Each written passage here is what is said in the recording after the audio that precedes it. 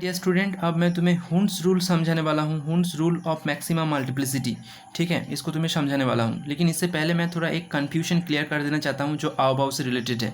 आवभाव में मैंने बताया कि n plus L value determine करके जिसका लो वैल्यू होगा उसमें इलेक्ट्रॉन पहले फिलअप होगा, ठीक है। उसके बाद क्या होगा, जो ज़्यादा एनर्जी होगा उसके बाद वो होगा, जैसे कि मैंने 3D और 4S में दिखाया।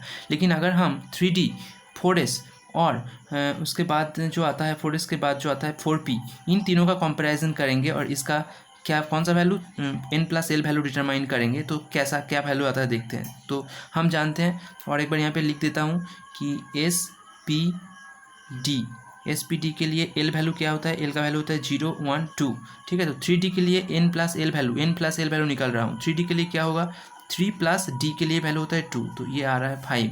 4S के लिए क्या होगा, 4 प्लस एस के वैल्यू 0, एल वैल्यू तो 4 होगा। और 4P के लिए क्या होगा, देखो अच्छे से देखो, 4 प्लस पी के लिए पी का वैल्यू 1 तो 5, ठीक है। तो इनमें से तुम्हें दिखाई दे रहा है कि एनर्जी कंटेंट का अगर विचार करोगे तो इसमें से ये पता चलता है कि 3D का एनर्जी ज़्यादा होता है, किससे ज़्यादा होता है तुम्हारा 4S से, सही है। लेकिन 3D और 4P इन दोनों का energy according to the n plus L rule दोनों का सेम आ रहा है, क्योंकि इसका वैल्यू भी 5 है, इसका वैल्यू भी 5 है। 4P और 3D, इसका मतलब क्या है, इस साइन का मतलब है नियर इक्वल टू, ठीक है।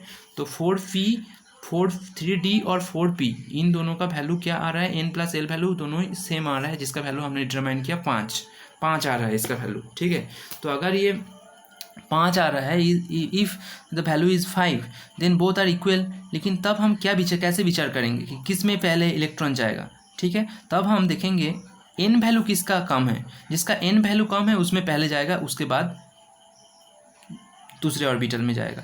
तो हमारा क्या होगा, अगर हम इलेक्ट्रॉन को सजाएंगे ऐसे इस तरीके से तो कैसे लिखेंगे हम, ठीक है, ये हम तुमको बताएंगे। जैसे 1s 2s 2p 3s 3p 3p के बाद आ जाता है प्रॉब्लम। 3p के बाद कौन आता है, 3p के बाद 3D आता है, लेकिन 3D थोड़ा बाद में बैठेगा, उसके पहले 4S, क्योंकि 4S में पहले एंट्री होता है, क्योंकि इसका एनर्जी कंटेंट कम है, यहाँ से जो पता चलता है 4S का एनर्जी कम है 3D से, तो 3D होगा। 3D के बाद हम लिखेंगे 4P।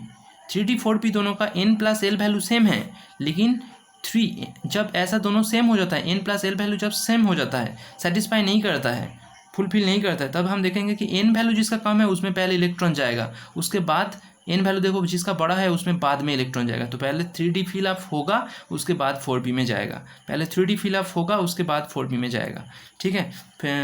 ओके, तो इसका एग्जाम्पल्स हम ले सकते हैं, लेकिन अभी मैं इसका एग्जाम्पल नहीं ले रहा हूँ। अभी मैं तुम्हें हुंड्स रूल समझा देता हूँ। हुंड्स रूल में ये बताया गया है कि फर्स्ट रूल में बताया गया है कि इलेक्ट्रॉन पेयरिंग कैसे होता है। अगर बॉक्स बना के हम उसका ड्रॉ करेंगे बॉक्स मेथड में, ठीक है, उसको एक बार देखा देता हूँ। जैसे कि क्लोरीन का 17 है, जो मेरे नोट्स में ही है, तो इसका फिलअप कैसे होगा, 1s 2s 2p 3s 3p, 2 डालो, एस में 2 डालो, पी में 6 डालो, कितना हो गया, 10 हो गया, 10 तो 12 हो गया, 12 और कितना रह गया, 5 रहेगा बाकी, तो 3p में 5 हो जाएगा।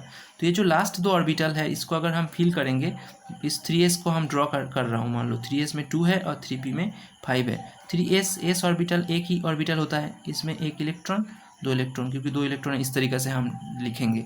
और 3p में देखो, इसके लिए क्या होगा, 3 ऑर्बिटल होगा, एक का नाम है px, एक का नाम है py, एक का नाम है pz। तो 5 है, तो पहले हम कैसे फिल करेंगे, पहले क्लॉकवाइज एक सिंगल, फिर डबल, फिर इसमें एंटी क्लॉकवाइज, देखो 5 हो गया, 1 2 3 4 5, ये एक खाली रह जाएगा। तो इस तरीक़े से फेयर करेंगे हम, ठीक है।